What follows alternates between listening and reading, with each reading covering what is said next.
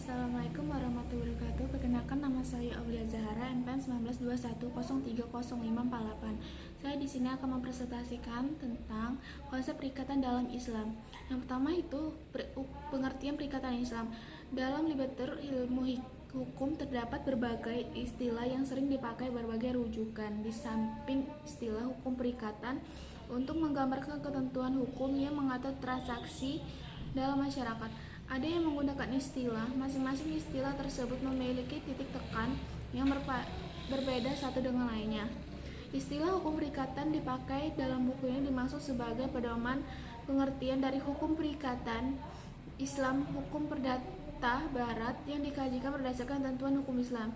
Tidak berbeda dengan hukum perdata barat tersebut. Dalam pengertian hukum perikatan Islam di sini juga dimaksudkan sebagai cakupan yang lebih luas dari sekedar hukum perjanjian. Di sini juga ada termasuk bidang perikatan akad nikah, wakaf, kontrak kerja, dan sebagainya. Namun pada materi hukum perikatan Islam, buku ini hanya mencakup perikatan yang berhubungan dengan bidang perniagaan atau kegiatan usaha bisnis. Yang pertama, pengertian hukum perikatan Islam. Hukum perikatan Islam yang dimaksud di sini adalah bagian dari hukum bidang muamalah yang mengatur perilaku di dalam menjalankan hubungan perekonomian. Dari pengertian tersebut di atas, tampaknya ada kaitan yang antara hukum perikatan yang bersifat hubungan perdata dan prinsip kebutuhan dan menjalankan ajaran Islam yang ketentuannya terdapat dalam sumber-sumber hukum Islam tersebut. Hal ini menunjukkan bahwa sifat religius transendental yang mengandung pada aturan-aturan yang melindungi hukum perikatan Islam itu sendiri yang merupakan pencerminan otoritas Allah Subhanahu wa Ta'ala. Oleh karena itu, dapat disimpulkan bahwa substansi dari hukum perikatan dalam Islam lebih luas dari materi yang terdapat pada hukum perikatan perdata barat. Hal ini dapat dilihat dari keterkaitan antara perikatan perdata barat, hukum perikatan itu sendiri, dan hukum Islam yang melingkupi yang tidak senantiasa mengatur hubungan antara manusia dan manusia saja, tapi juga hubungan antara manusia dan Sang Pencipta Allah Subhanahu wa Ta'ala serta dengan alam lingkungannya. Yang kedua yaitu syarat dan rukun perikatan Islam. Dalam melaksanakan suatu perikatan terdapat rukun dan syarat yang harus dipenuhi. Secara bahasa, rukun adalah yang harus dipenuhi untuk sahnya untuk kerjanya, sedangkan syarat adalah ketentuan atau peraturan petunjuk yang harus dipindahkan dan dilakukan. Dalam syariah, rukun dan syarat sama-sama menentukan sah atau tidaknya suatu transaksi. Secara definisi, rukun adalah suatu unsur yang merupakan bagian tak terpisahkan dari suatu perbuatan atau lembaga yang menentukan sah atau tidaknya perbuatan tersebut dan ada atau tidak adanya sesuatu itu. Sebagai contoh, rukun dan sujud adalah rukun sholat.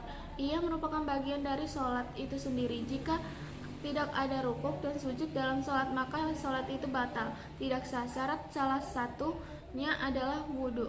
Wudhu merupakan bagian dari luar sholat, tetapi dengan tidak adanya wudhu, sholat menjadi tidak sah. Pendapatan mengenal rukun perikatan atau sering disebut juga dengan rukun akad. Dalam rukun Islam beraneka ragam di kalangan para ahli fikih.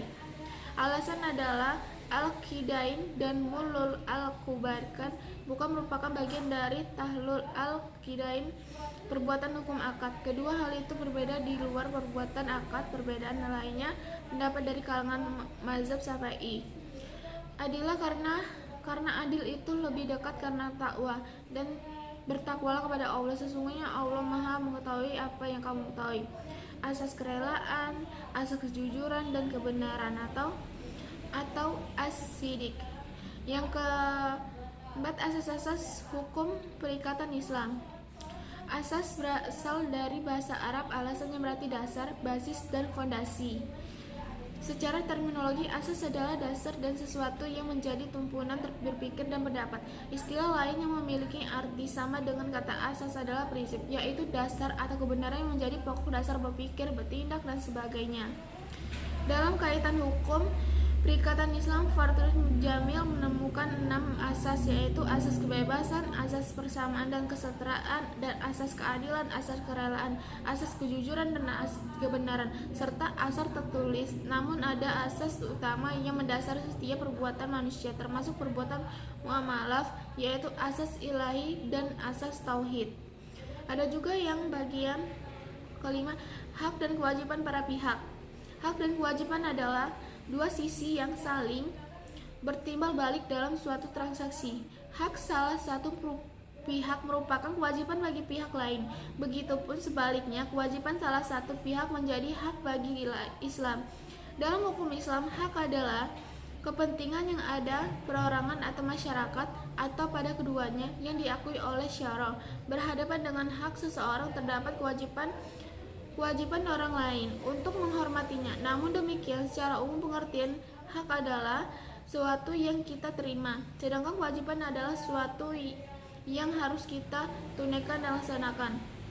Ada juga di sini yang pertama, hak. Pengertian hak itu dalam kamus terdapat banyak sekali pengertian dari kata hak. Salah satu dari kata hak merupakan bahasa adalah kekuasaan yang benar atas sesuatu atau untuk menuntut sesuatu. Arti kata lain adalah wewenang menurut hukum. Menurut ulama fikih, di sini juga ada berikut dikemukakan beberapa pengertian masing-masing khairah.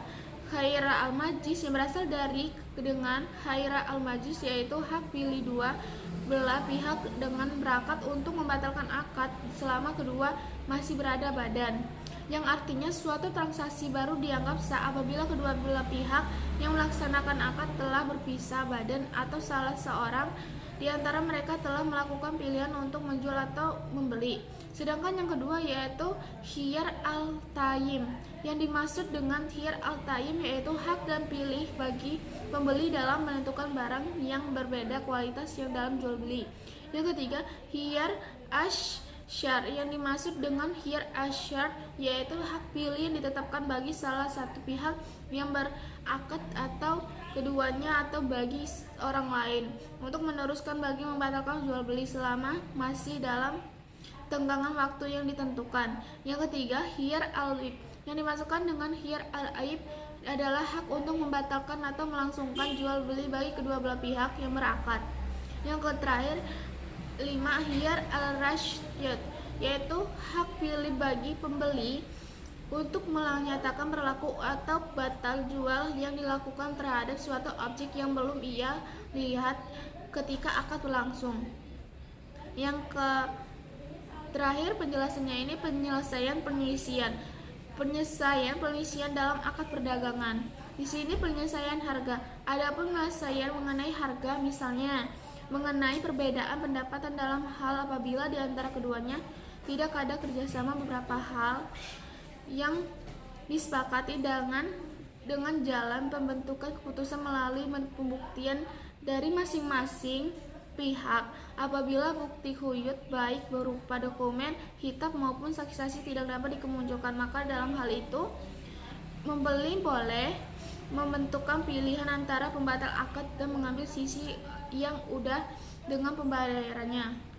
Yang kedua yaitu apabila terjadi sesudah serah terima.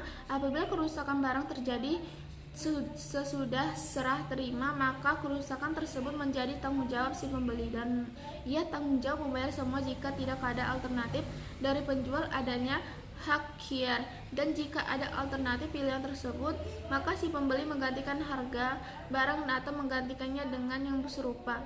Dalam hal terjadi perselisihan antara penjual dan pembeli mengenai di tangan siapa yang terjadi catat barang dan masing-masing berargumen tetapi tidak ada catat barang dan masing-masing berargumen tetapi tidak ada penyelesaian antara kedua belah pihak, maka yang dipegang adalah ucapan penyelesaian ucapan penjual dengan sumpah yang dilakukan oleh ustadz.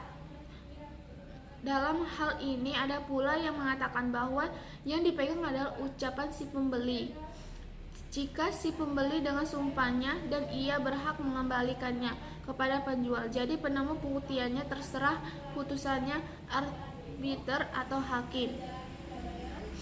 Ada juga jalan penyelesaiannya. Di sini jalan penyelesaian dalam hukum perikatan Islam pada prinsipnya boleh dilaksanakan melalui 3 jalan, yaitu perdamaian atau sulh, yang kedua jalan arbitrasi atau tahkim, dan melakukan proses pengadilan atau al-qada. Yang materi terakhir yaitu berakhirnya akad. Suatu akad dipandang berakhir apabila telah tercapai tujuannya dalam akad jual beli. Misalnya, akad dipandang telah berakhir apabila bank telah berpindah milik kepada pembeli dan harganya telah menjadi milik penjual. Ada juga di sini perisian pertanggungjawab atas resiko.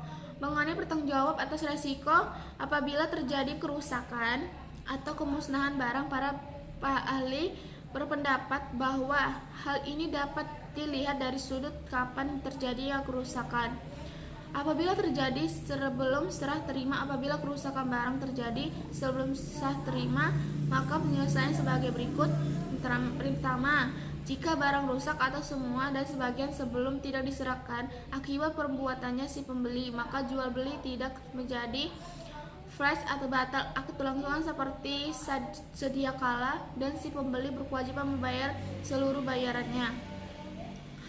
Di sini juga selain telah tercapai tujuan, akad dipandang berakhir apabila terjadi pembatalan atau tidak berakhir waktunya fasad tertentu dengan sebab-sebab berikut. Yang pertama yaitu al-fasad atau dibatalkan karena adanya hal-hal yang tidak dibenarkan syara seperti yang disebut dalam akad rusak, misalnya jual beli barang yang tidak memenuhi syarat-syaratnya. Yang kedua yaitu dengan sebab adanya khiyar, baik khiyar ruqyah, cacat, syarat, dan majelis. Yang ketiga, salah satu pihak yang bersetujuan pihak yang membatalkan merasa menyesal atas akad yang berasa saja dilakukan. Keempat, karena kewajiban yang ditimbulkan oleh adanya akad tidak dipenuhi oleh pihak bersangkutan, misalnya dengan khiyar pembayaran atau khiyar nok. Penjualan mengatakan bahwa ia menjual barangnya kepada pembeli dengan ketentuan apabila dalam ketentuan seminggu harganya tidak dibayar akan jual beli menjadi seminggu harga tidak dibayar. Yang kelima yaitu karena habisnya waktu seperti dalam akad sewa menyewa berjangka waktu tertentu dan tidak dapat diperpanjang. Keenam, karena tidak mendapat izin pihak yang berwenang. Yang terakhir yaitu karena kematian. Baiklah, saya di sini Aulia Zahra akan mengakhiri presentasi saya. Wabillahi taufiq wal hidayah. Wassalamualaikum warahmatullahi wabarakatuh.